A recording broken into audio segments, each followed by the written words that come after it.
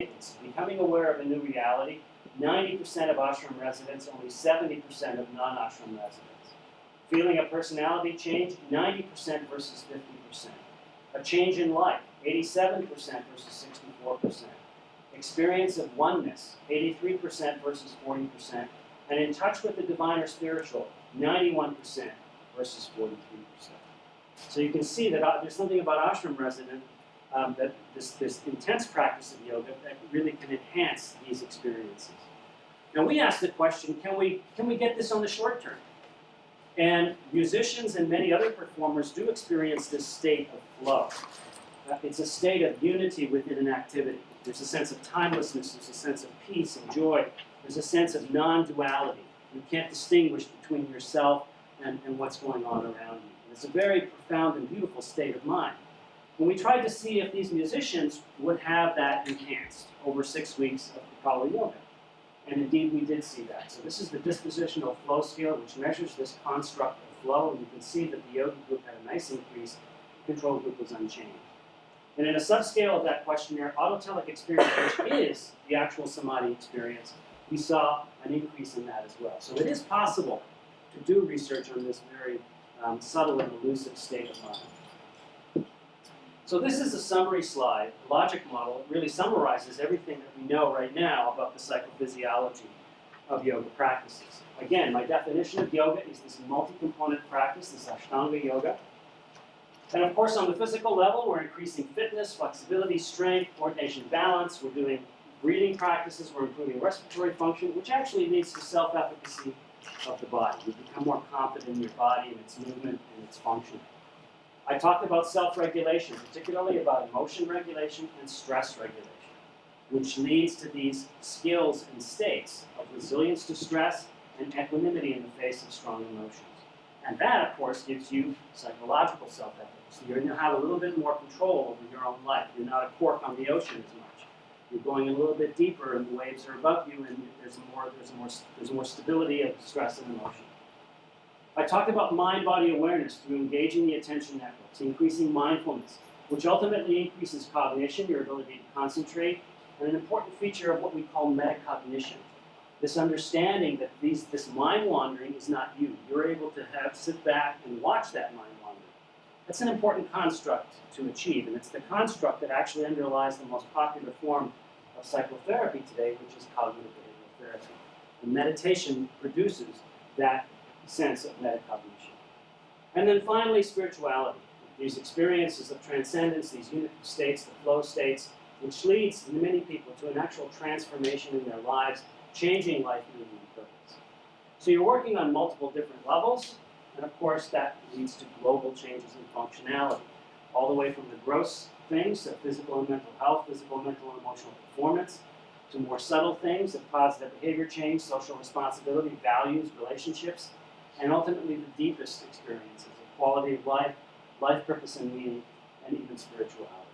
So this is why yoga has such a powerful impact. It works on so many levels that virtually anyone who practices it over, diligently over a period of time will experience some or all of these types of benefits. So now you have information to make a more informed choice at the health club.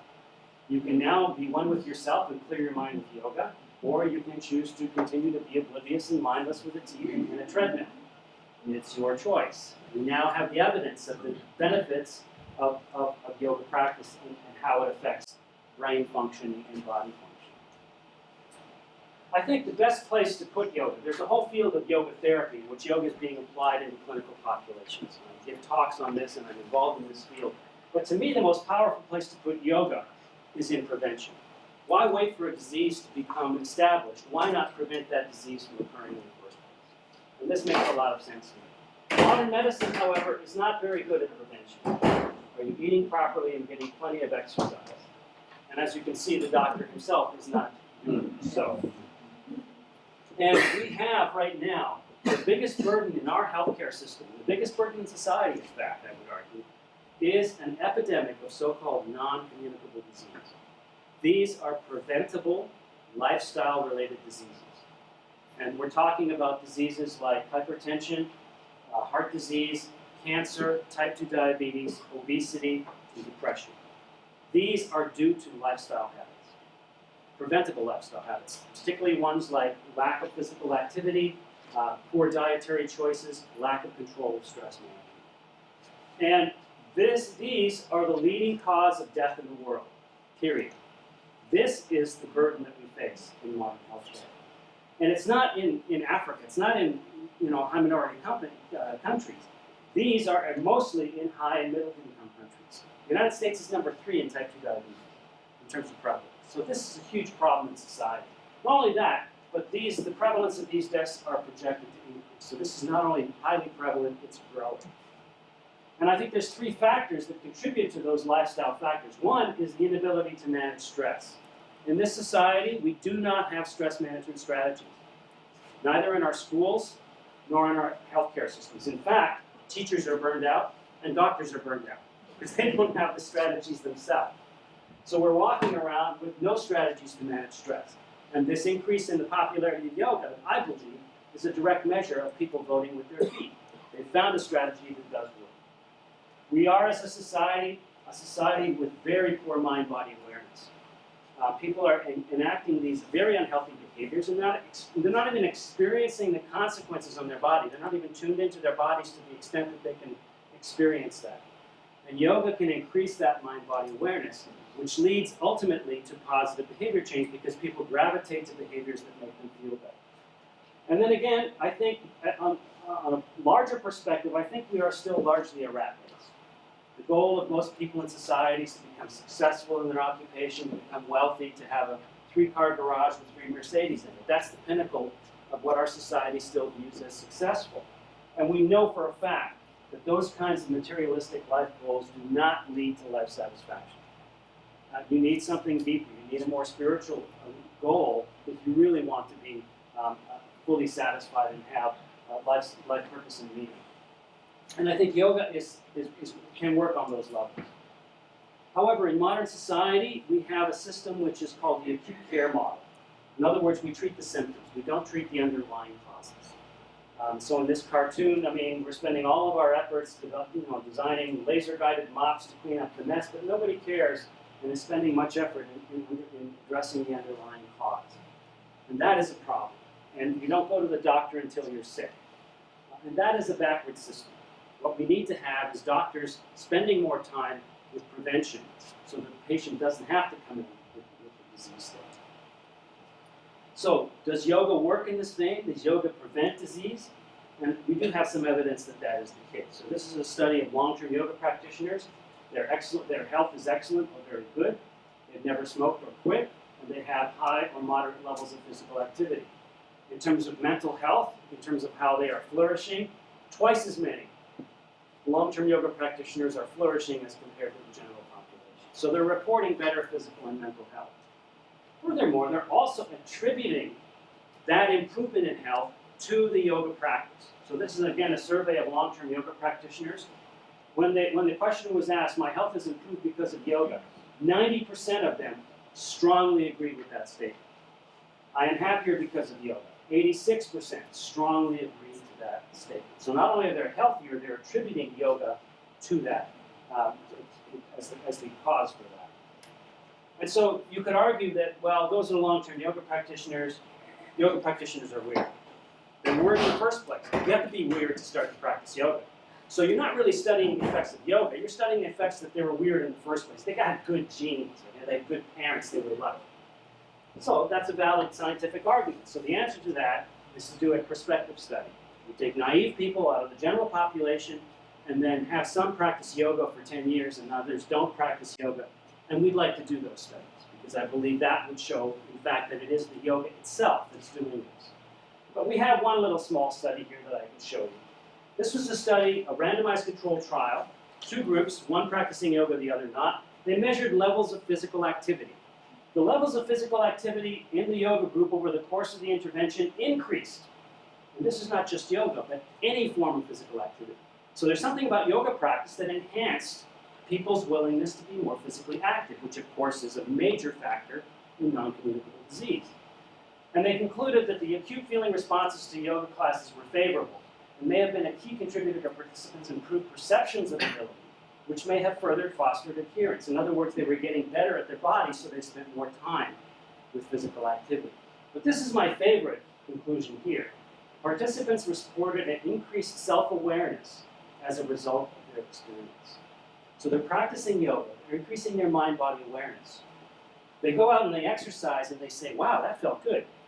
How come I never felt that before I started yoga practice? It's because they increased their mind-body awareness.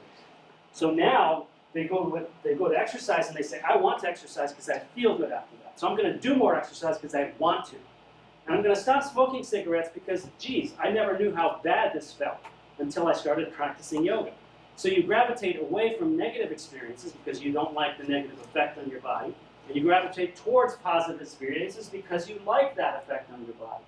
So you're working from the bottom up in terms of changing your lifestyle behavior. That's the beauty of yoga as compared to the top-down model in medicine, where the doctor gives you a set of recommendations: eat better, get more exercise, without giving you strategies as to how to achieve it.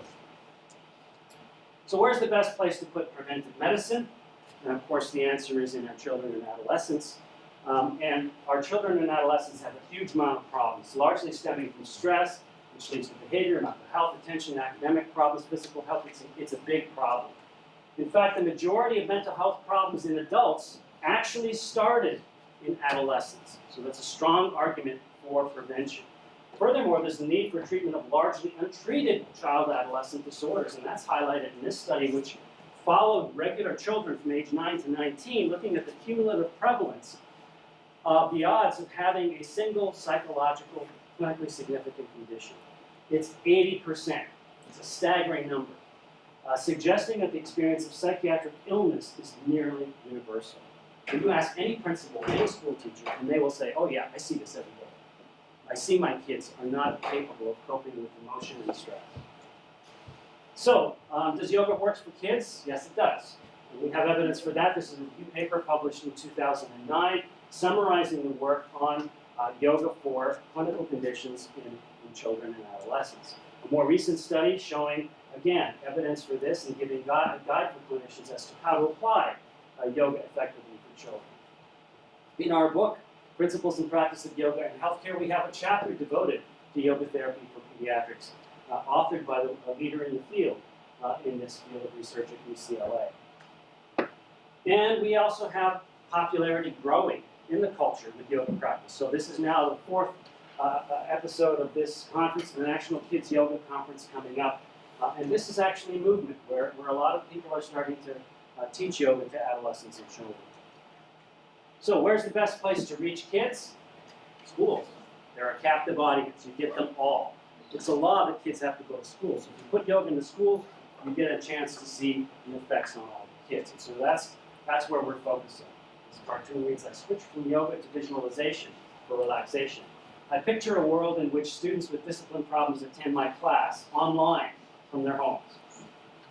And teaching to children is not easy. It takes special skills. And so there are a number of groups that are doing this kind of practice. But the whole construct of yoga in education is not new. This is Swami Vivekananda, one of the leaders that brought yoga to the West. And he said the practice of meditation leads to mental concentration. The very essence of education is concentration of mind, not the collection of facts.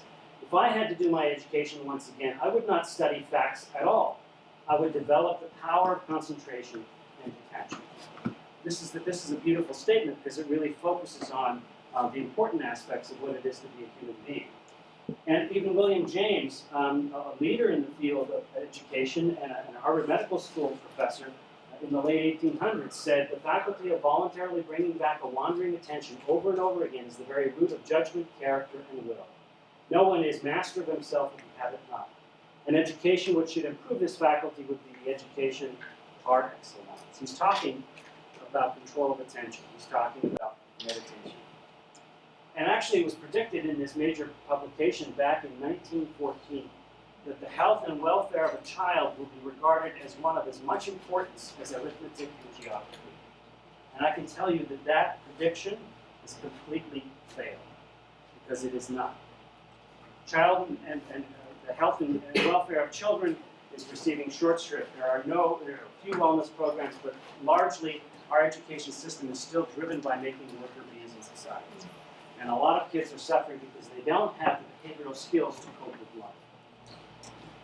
So we have actually published this paper, which is a rationale for why yoga should be taught in the schools. It goes through the psychophysiology, it goes through the burden that kids are facing, and it reviews some of the evidence of the studies already conducted. There's a group called the Yoga Service Council, which published this white book, which basically addressed all the issues about how yoga could be implemented in schools, the nuts and bolts of how to teach it, where to teach it, how to structure it, etc., etc. And this has also been published, this whole idea of mind-body therapies in children and youth is published in a recent edition of Pediatrics this year, actually. In fact, the National Center for Complementary and Integrative Health views this as an important area. This was a meeting they conducted, an all-day workshop at NIH, looking at research on mind-body therapies for children. And they started the session, you guessed it, with a meditation practice. Here we are at NIH doing meditation. There are conferences on this now as well. This is a conference that's held in Mumbai in India. This is a conference that's held in London. These are recurring conferences on the whole idea of yoga and education. We published a paper summarizing this movement of yoga in schools, that there are 36 established programs with established curricula, training programs, training yoga instructors how to teach yoga to children and how to teach yoga in schools. So this is a movement that's growing. And in fact, many of these have been in existence for quite a while. Just from those groups alone, they're impacting 940 schools with over 5,000 trained instructors. So there are reviews of the studies that have actually been done on yoga in schools. This is one of those reviews. And this is a beginning field, so they're only showing a few studies, and actually some of the studies are showing negative effects. So this is a growing field, and we're starting to, wrap our heads around what the best measures are and how to best implement these interventions and study them. This is a review paper I published at the beginning of 2016, which summarized all of the publications that have been done so far on research studies on yoga in schools, and at that point in time, less than 50 studies, 47 publications. So this is really a nascent field. This is brand new, and it needs a lot of work. But just to give you a sense of what it looks like, these are the publications over time. And you can see this rapid increase in the number of publications in the past 10 years. So this field is exploding, as are the quality of studies. These are the randomized controlled trials within this population. So not only the quantity is increasing, but also the quality of this research is increasing. And the outcomes we see, really the same as what we see in adults. The effects of yoga on children are similar to the effects of yoga in adults. Stress coping, stress regulation, physical emotional arousal, aggression, hostility, anger, mood, anxiety, depression, etc. And it's the same in the qualitative studies. Positive experience with the yoga, better kinesthetic awareness, stress reduction and coping, managing negative emotions. Same things over and over again. Yoga works in the same way. This is a study, just to give you an example, this is a study that was done in a charter school at UCLA, a single group trial showing